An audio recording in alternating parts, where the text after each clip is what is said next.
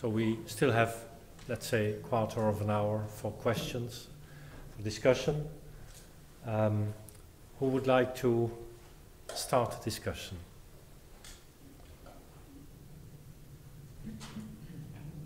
And we can hear the silence. It's a pleasure, of course, to hear some silence.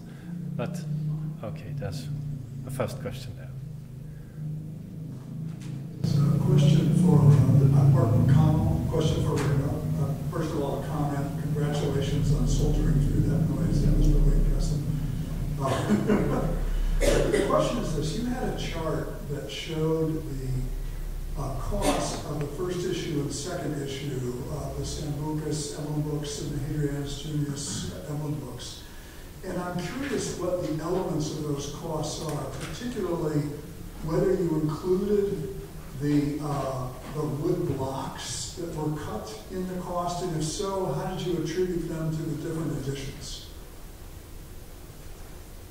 The second edition contains 25 woodcuts, more than the first editions. For the second editions, he used less quality paper than the editio princeps.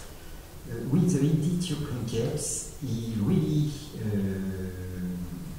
tried to achieve the double goal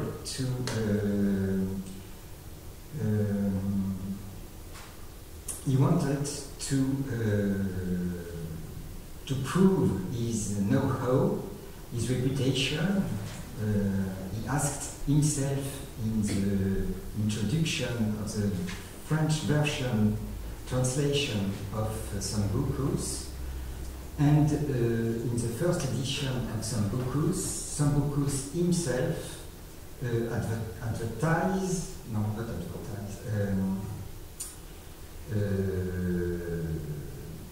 tried to explain to Plantin that his expectation in obtaining privilege in the imperial court was something wrong. There is a special emblem in the first edition and the second editions.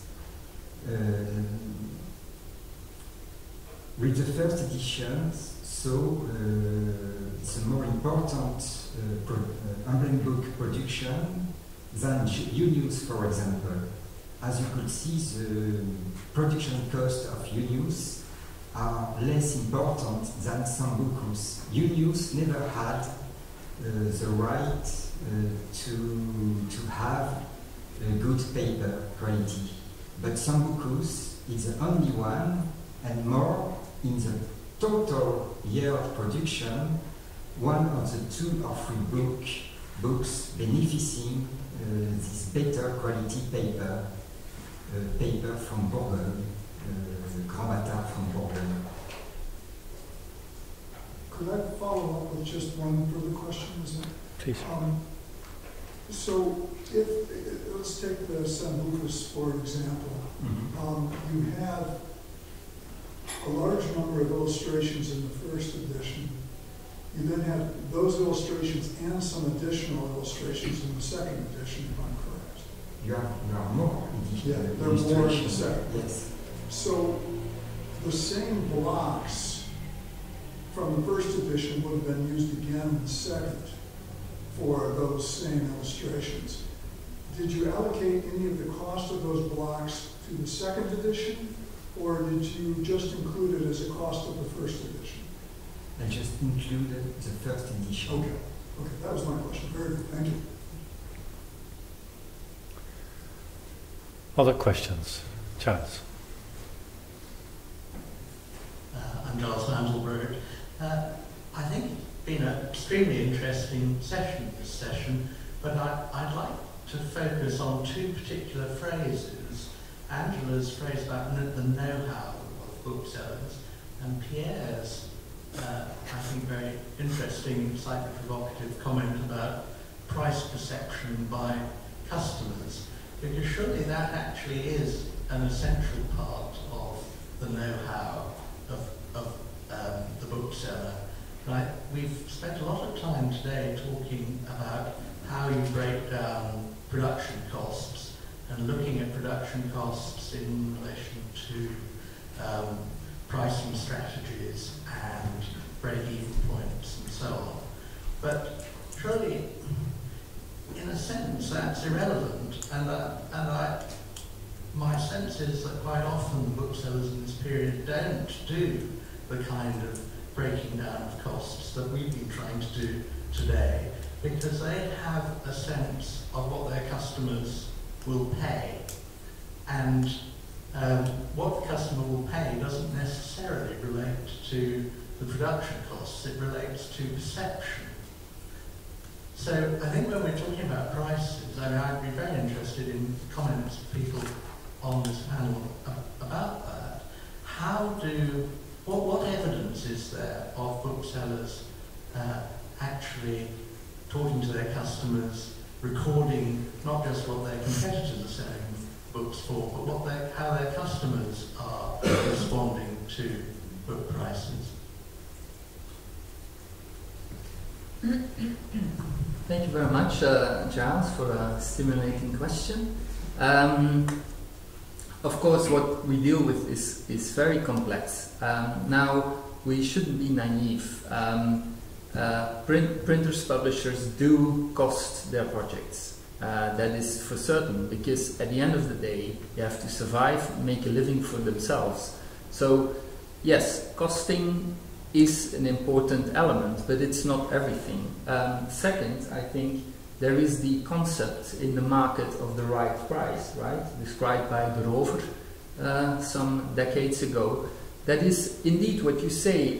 There is a concept of, for a certain product with certain qualities, you can ask for a certain price, which is perceived by the public as the right price, okay? And yes, that price can, in some instances, detach completely from reality. I mean, the real costing. We've seen the example of the Officina Plantignana, where indeed the prices of this commodity really take a totally different direction. Okay, so we could think of modern publishers as well, not so far away, who do that and who play on, you know, certain expectations and yeah. But I think that also, in turn, is corrected by competition. Because the overall trend is what Jan Luijten van Zanden showed this morning. Okay, we can discuss the basis of his data, but in the trend is clear. There is a steep drop of book prices at the end of the 15th century, and then after that prices continue to drop gradually towards the beginning of the industrial time. And that is because printers, publishers are not only dealing with costing, making a living, fixing a price, you know, can be related or not to the real costing, so le prix juste, but they're also looking at what the others are doing. And so competition drives for is a driver for making books cheaper. You see it in the bindings, fewer ribs. You see it in the paper, thinner paper. You see it in all kinds of things. So they shave off gradually a percentage of the costs and of the price in competition with others. So I think you always have to see those three elements at least, and I'm forgetting some, I suppose. You want to add to that? No, I don't have to comment. Of course, as you probably know, we are taking into consideration only prices, let's say, a bit theoretical prices, so prices fixed before a real customer arrived. Exactly to cut out all these negotiations and context and so on and so on.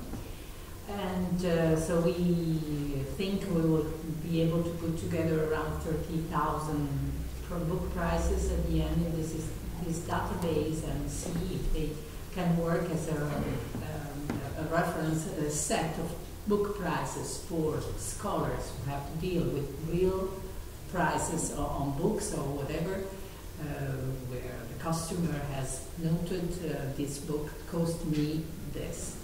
So yeah, just to put together all these data and see what is happening. Of course, today we have been shown that Plantin was an international player, so he didn't care so much to sell his books in this city. He had an enormous market, and he had, of course, an enormous reputation. So in the second half of the 16th century, intellectuals in Italy were clear about the fact that it was was completely useless to publish their works in Venice anymore. I mean, they had to go to Plantin. So it was crystal clear that we had this role already early. And so, yeah, price is one of the factors that we need to have a larger view of the book trade. That's the goal of the project.